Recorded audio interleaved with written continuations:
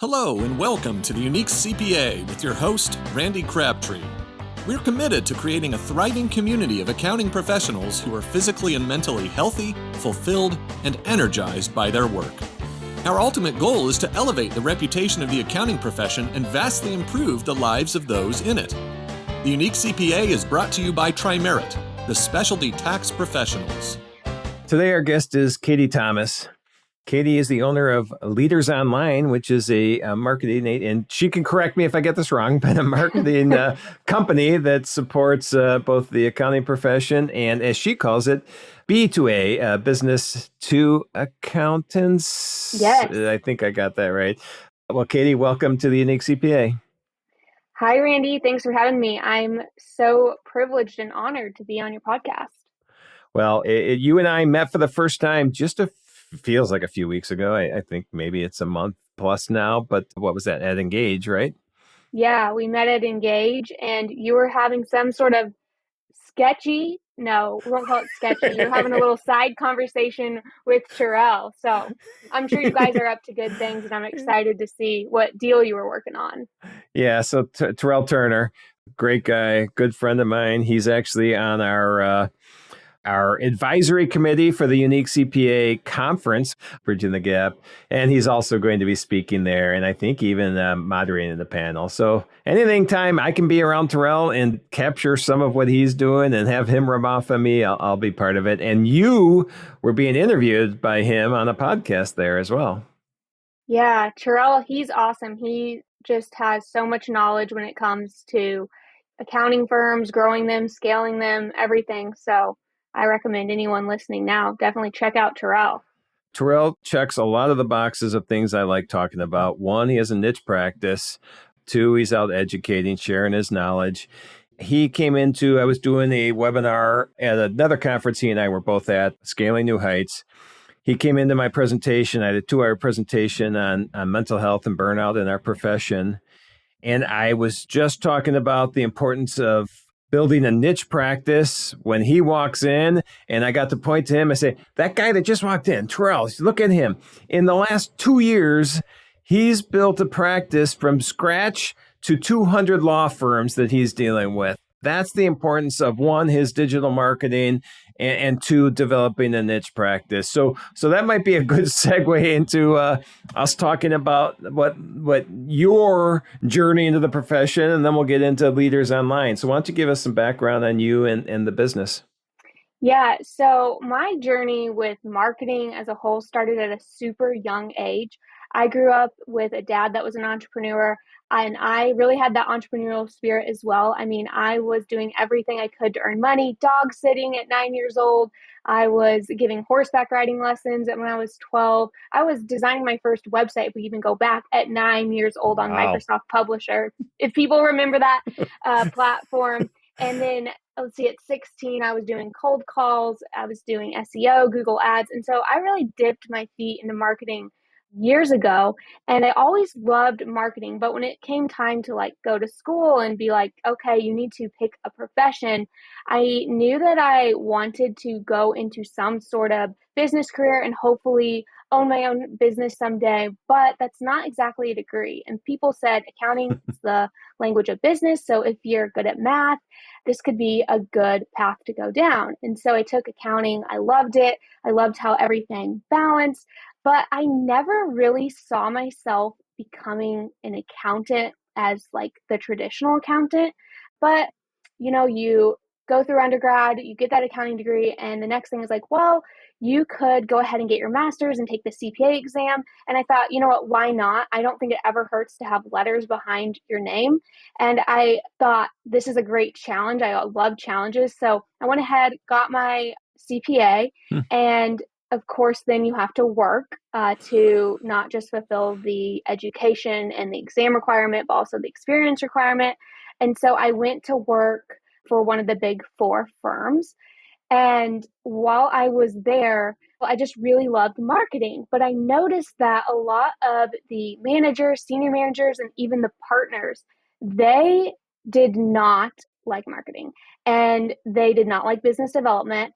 And whenever I'd have conversations with people that were on the partner track, marketing and business development, that was like, that's something they're really not looking forward to. And so I thought, you know what? If there's this much of a pain point around marketing and business development at these big firms, what does it look like for the smaller firms out there? And so whenever I left and decided I'm going to take a chance on my hypothesis that, hey, there are some ways I could help these firms, that's what I did. I just jumped into it and started working with smaller firms. Now we have firms that they are still pretty small, like maybe there's one partner and they have a handful of staff, and then we have some that are a lot bigger. But it's such a privilege because I love this industry, I love the work I do, and ultimately I love the impact that together we're able to make, because we're able to help the firms reach more people, solve more problems, and in turn it just, the economy, creates more momentum for everyone. Yeah, everything you just said is the way I feel about what I'm doing in our profession too. I love everything I do. I love every day I do it. We're helping people, and so the cool part is, and I didn't know this ahead of time, is that you came out of the profession, you've lived it. I don't know if I would have wanted to live the Big Four experience that you did. I don't know how. Besides the lack of marketing, how was that overall experience? It was good in a sense that you are around really smart people. Hmm. I had some wonderful managers and senior managers and even partners that I got to work alongside, and they were super inspiring and motivating. And had there been maybe a different role there, for example, I asked, like, could I go into a business development role, or would I have to, go all the way down the partner track? And they basically were like, looked at me like I was crazy and like, no, there's no role for you unless you want to go down that track. But had there been different opportunities for me, maybe I would have stayed. However, it just ultimately, I looked around and I saw like the work that those above me were doing. And it was like, this is not the career path that I want to take. It doesn't mean it's wrong for some people, Right. but it wasn't for me. That's for sure. Yeah, and I love what you just said there, because one of the things is we don't have to do what everybody else is doing. And someone else's success is not our success. Right. And I think too often we just think, hey, this is the path I need to go, and I just got to power through it and see, get to the next, 40 years and retire, rather than following your passion. And I love the fact that you decided your passion was this business development, marketing, going out, and you didn't have that opportunity internally. So you took advantage and you went out and did it yourself. And I think that's a great lesson for people. Follow your dreams, follow your passions is so important. So let's dig into then Leaders Online. You're working with accounting firms and businesses that support accounting firms. Give us a little more. What are the services that you offer? Yeah, so we focus heavily on social media. We also do PR, websites, and some other forms of content marketing. But our main focus is just following where the attention is of the ideal clients of the firm or the company that we're working with. And so today, where attention is, it's different. It's not the same as it was 5, 10 years ago. And the sooner that firms can realize that and CPAs can realize that, then they can lean into actually creating a marketing plan that works, because what always works, unfortunately, it just doesn't anymore. Yeah, and you said this earlier, and I meant to mention this, but you couldn't go down the marketing path or business development path unless you were down the partner path. I don't understand. I really don't get why partners have to be the business development people. That I don't, for most of them, it's not even their personality, probably. And for us, through with Tri-Merit, I mean, we have probably 20 people in business development. They're not partners. That's what they're out doing, because they are the ones that know how to talk to people to go get to generate the business. And so, from your standpoint, the firms you work with, are they changing their mindset that, hey, we don't have to be just the sales team. We can do things different. We obviously, they bring in you as an outside consultant to do marketing. Do you see any internal changes that they may be doing in general, or are they pretty much, hey, partners are the ones developing business? I think it depends on how old of a firm it is or how new they brought up like new partners. For example, I was just talking to a firm right before we got on this interview, and he was like, "Hey, I just hired my first sales representative." And so, like, hearing that, it's like firms are making a change, but this partner, the firm I was talking to, he bought his firm pretty recently, and he was coming in and he's, doing a transition, and he said, yeah, one of the first things I did was I hired a salesperson. I got a CRM. And so new leaders, they are definitely changing and shaking things up. And then I will say, like, people who are going out and starting their firm, I think for those, a lot of times they are a little bit different than a traditional accountant, and their personality is probably a bit more business development oriented, in that, hey, if I'm going to start a firm and I'm doing this from the ground up, hopefully I have some sort of desire to want to go out and connect and build relationships, knowing that ultimately, like, my business depends upon that until I get to the point where I can bring on additional help. Yep. So I think it kind of depends, but we are seeing a shift, and it's a great shift. I think so. There's so many times that I see these, and now I'm going to generalize, but older, mature firms maybe just set in their ways, and this is how it has to be. And these younger, and I think you just mentioned younger startup firms, just more flexible, more unique ideas. Friends of mine, Kenji Cormano and Matthew May from Acuity. Mm-hmm. I mean, they have an outbound sales team. I mean, that is just, and they took their cue from the client base that they work with. I just think that is so cool to see people doing things different ways. Yeah, exactly. I mean, look to people like you just mentioned, like Kenji, they're doing incredible things. And it kind of goes back to what we said before. Like, you can't be afraid to blaze your own trail or do what other people aren't necessarily doing that's standard. And just because it's always been done one way doesn't mean that there's a better way, or even if it's not better for everyone, it can be better for you. That's ultimately like what makes, I think, this job and this profession so fun, is there's a lot of ways to approach it. There's a lot of things that we can do. Like, I'm now in marketing. There's so much opportunity. And so, like, leaning into those passions, what you really like, you desire, and like, don't be afraid to just put yourself out there. Try something else. No, I agree completely. So let's talk about that then. What do you see in these maybe, more forward-thinking firms? And I'm using that as an example, but all firms. What are the things working now from a marketing standpoint? What are you seeing? What are you promoting? What are you helping companies with that are really having the most impact? Yeah. So a lot of times people will say, like, hey, what is the best marketing strategy for me? And when you really dig into that question, it's asking, how do I get more of the right attention from the right people? Because maybe it is a new client, but as we know, a lot of accounting firms, as of today, they're not necessarily struggling for clients. So maybe it's they're looking for new team members. Maybe they're looking for a referral relationship that can send them more of the right clients. Maybe they want to get attention from existing prospects that didn't need their services right now. So it's marketing and getting attention. It's just so much more than attracting an abundance of new clients. And so whenever you think about this and, like, you actually dive into what is the right marketing strategy, it's who are you trying to reach? Where are those people getting their information? And how are those people making decisions? And today, when you think about the internet, it's matured and it's really impacted the way that people are making their decisions and how they're consuming information. So if we think about today, a lot of people, they're listening to podcasts like this. They're on social media. They're at events like Scaling New Heights or Engage or Tri Merits Conference, and they're in Slack channels. But if we look at 5 years ago, a lot of these channels like social media, podcasts, they weren't as established. And so if you were, say, going to look for a new accountant, you might find one at a networking event, or you might ask a friend or a colleague, hey, or who are you using? Or maybe you did go to Google and you searched accountant near me. Now, today, people are on podcasts, they're on social media, they're, like we said, they're in at these events. And from there, they're hearing things, they're meeting people, they're getting their information.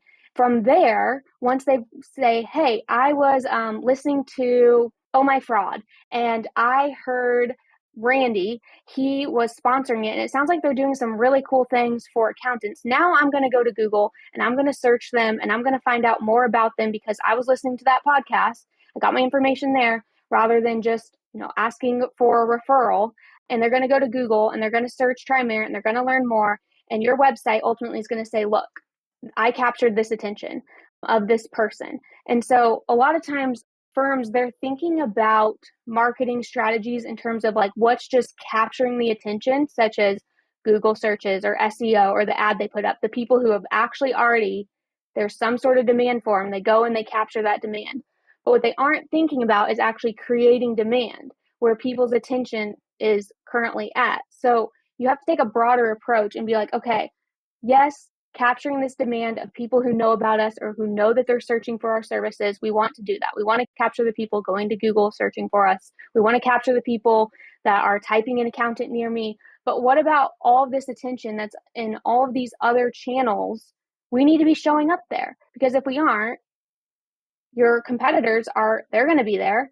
Your employees that you want to work with, their attention's there, and your competitors are going to take them. And so too much emphasis is put traditionally on just capturing demand versus creating demand. Yep. And so there's some people I know that I think have done, and you're the expert. I'll ask you if you know these people and how you think they're doing.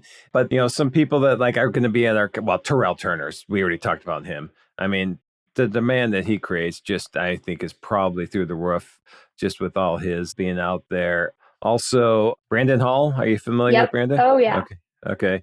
Ideas of what he's doing that you've seen out there? Yeah, I mean, he's doing a great job.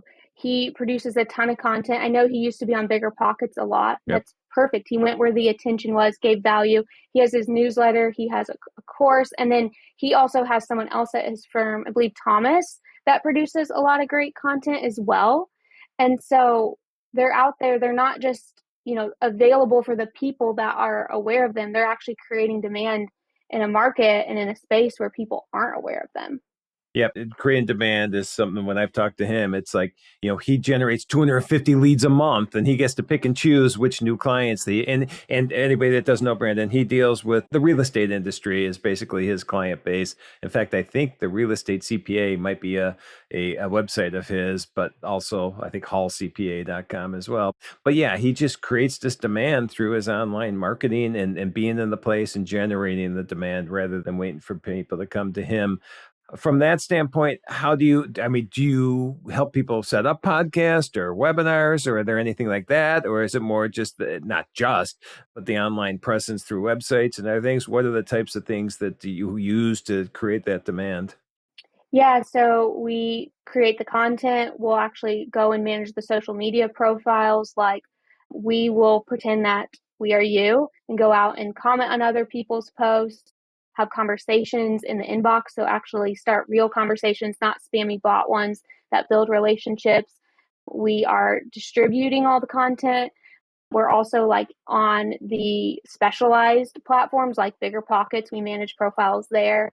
We will help you get in touch with other content creators. So, for example, if you serve law firms, we can help you find other coaches and people that are also serving law firms so that we can help you get in front of their audience. It's thinking bigger picture today and like how can you truly be a resource to your niche. So niche, I love that you were talking about a niche earlier. So important. Yep. I was going to ask you about that, what you thought about niche. And did you only say niche because I did, or are you a niche rather than a niche? I'm a niche person, not a niche person.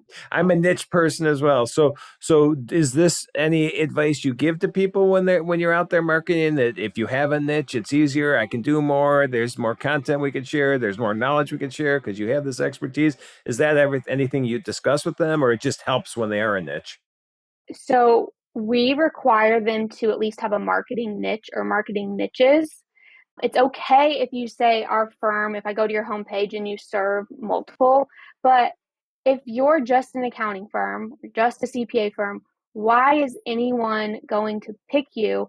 And more importantly, when you're talking about marketing, no one can find you. Mm-hmm. You're the same as everyone. And so we need something compelling that makes you stand out, shows that you're actually an expert, allows someone to consume that content and be like, that speaks to me, rather than, oh, I'm just a business owner. It's like, business owner isn't going to connect with that. They want you to call them out and be very specific to them. Yep. And so Brandon obviously does a good job. Terrell, who we've talked about twice already, deals with law firms. And it was funny because he made a switch. He was restaurants, and then all of a sudden he showed up as the law firm accountant, and he's done a great job with that. I can name a bunch of people that even larger firms that I deal with.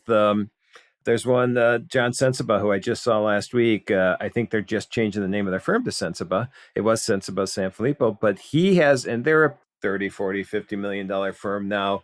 And he has a philosophy that they won't service an industry unless they have somebody internally that is passionate about that industry, because that passion, and you've mentioned passion before, is so important. Is that, I guess, from that standpoint, passion, obviously, you have passion for what you're doing. I have passion for what I'm doing. I think it just makes everything we do so much more fun. I assume passion comes in big when you're dealing with marketing as well. Yeah, I mean, I've seen firms that say we want to specialize in working with doctors. And when you're like, okay, why? Mm-hmm. There's no story behind it. It's just, well, they've got a lot of money to pay us. And that's literally it. I mean, it sounds funny saying that out loud, but people literally make decisions like that. And how do you think their marketing efforts go? They fall flat because they're not passionate about what they're doing. They don't care about the industry. They're not excited by it. You have to be passionate and excited about what you're doing, I believe, to be successful at it long term. Yep. Oh, for sure. So let's talk real quick then about, because, looking at your website, I see you talk about coming up with a 12-month marketing plan. You want to explain that to us a little bit? Why a year out, or what the plan is like, or? Yeah. So whenever we create this 12-month marketing plan, we're really looking at where are you at today? Where do you want to be? And what are your resources like? So how much time do you have? How much money do you have? What are your skill sets like? And depending upon those, we're going to create this plan to help you get to where you want to go. And sometimes that means that we need to start with updating your website. Sometimes that means, hey, you've already got a great website and you've got some traffic to it, so we're going to lean into that.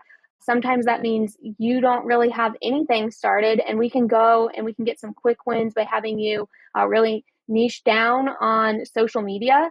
I just said niche, by the way, rather than niche. I always say niche. So I confused you before. That question got in my head. Yeah.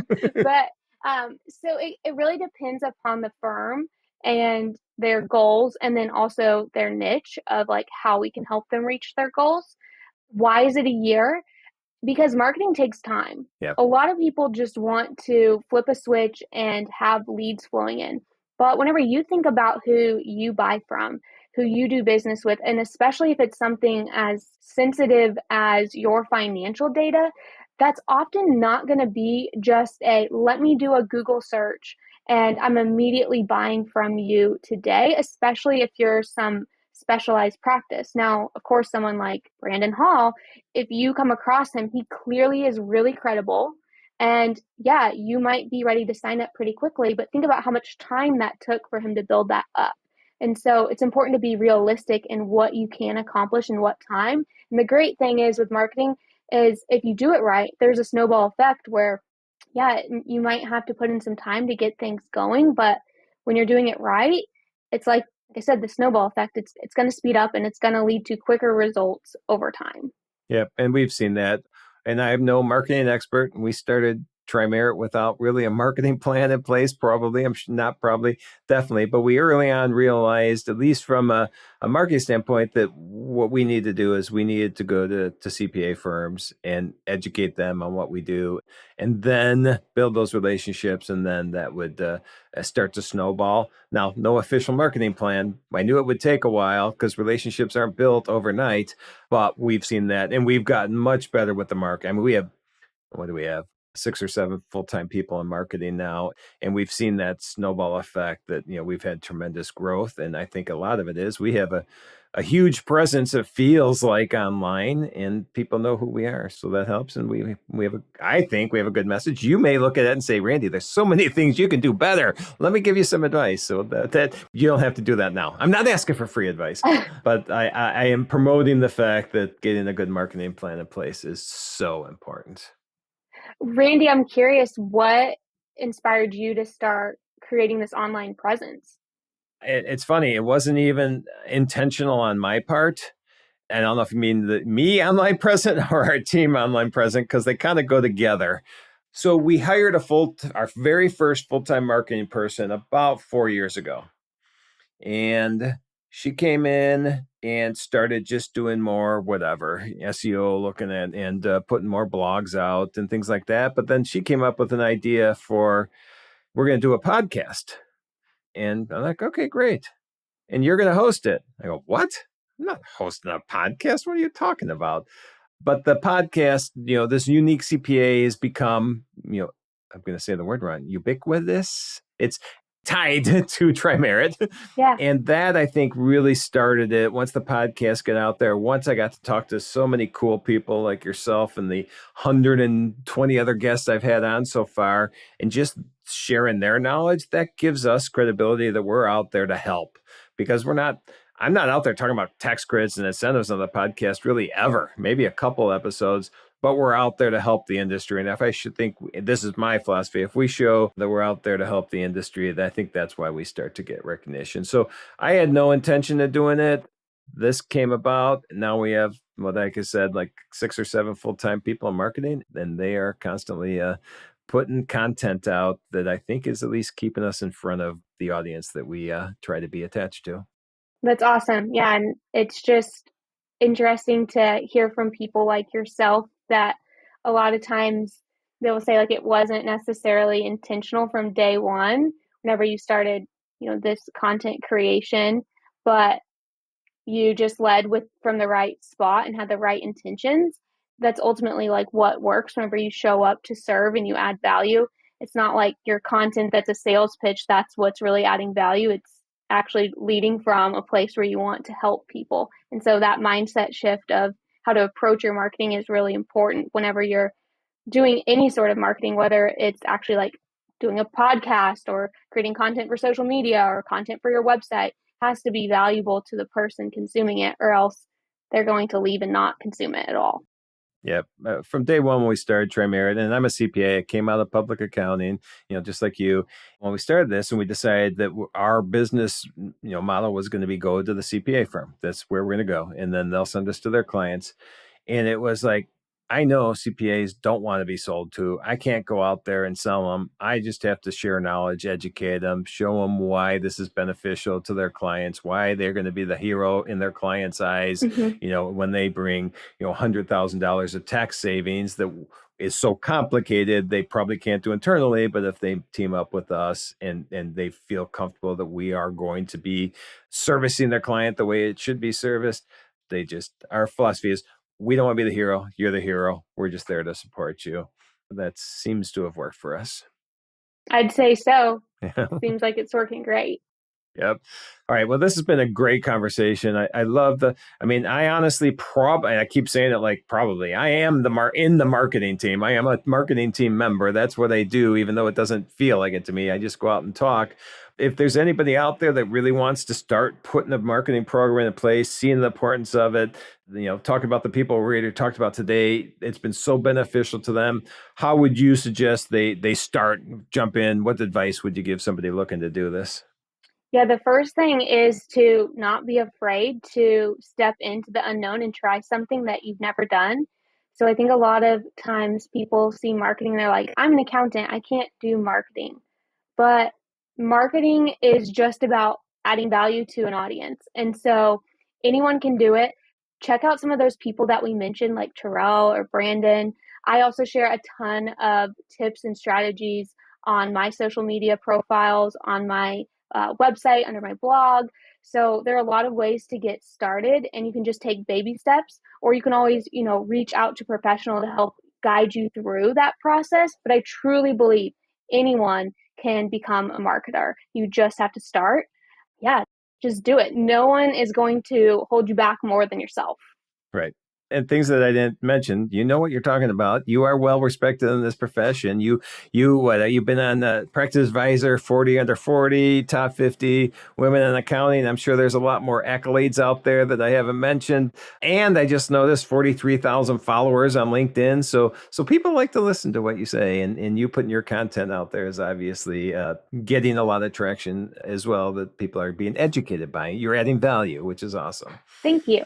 Yep. All right. So 2 final things I want to talk about. One, this is a question everybody gets. We've been talking about business, talking about marketing, which I never knew how much I would be in marketing. This is amazing to me, but I really like what we're doing. We talked about that, but that's, again, not necessarily who you are. It's part of who you are, but what do you enjoy doing that isn't work related? What are your outside of work passions? Yeah, so of course, hanging out with my family. I have a 1-year-old daughter that's amazing. And so my husband and I, we love just doing anything with her, spending time with her, also seeing friends, but I'm a big horse person. Mm. So I grew up riding horses, showing horses, and I still ride horses today. So family, friends, horses, that's what you'll catch me doing outside of work. Are you familiar with Heather Satterley by any chance? Yeah. All right. She's a big horse person as well. I don't know if you've had discussions about this before. No, I did not know that she's a horse girl. I'm going to have to reach out and Oh, have yeah. a conversation about that. Oh yeah, she's big time. And she and I were just talking last week, and she said, like, because we were talking about, mental health, something I talk about, and she says part of my mental health is just, and she says, out working in the barn, shoveling horse crap, and because I get to free my mind, and I didn't use this. We're trying to be a clean show here, so I didn't use the word she's used at the time. But she says, they think I'm crazy, but that's what I like doing. I'm just there with the horses. I get to clear my mind. I get exercise, and I don't have to think about anything else. And so, yeah, reach out to her she really loves it. Yeah, that's why I have stuck with horses my whole life, is because I feel like whenever I'm riding, I'm never distracted. It's like you can't be on your phone. Right. Your mind has to be thinking about what you're doing, and it's like bliss. Yep. All right. Well, that's great. I love your outside of work passions. So if anybody wants to hear more, want to get more information on you, on leaders, on seeing what you're doing, and hopefully reaching out to you for help, because I think what you do is extremely important to every firm out there. How can they get a hold of you?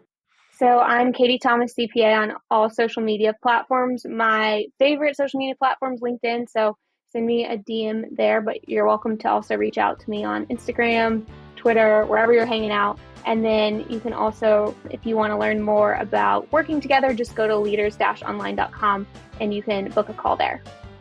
Well, Katie, this was awesome. I have known of you for years. I was grateful to be able to meet you a month ago, and I'm glad we scheduled this and got this conversation recorded, because this, I think, is very important. So appreciate you being here. Thanks for having me, Randy. I appreciate you. Thank you for joining us today on the Unique CPA. You can find the show notes for today's episode and learn more about TriMerit at theuniquecpa.com. Remember to subscribe and leave a 5-star rating on your favorite podcasting app. And join us next time for more expertise and insights on the Unique CPA. ProfessionalProductions.net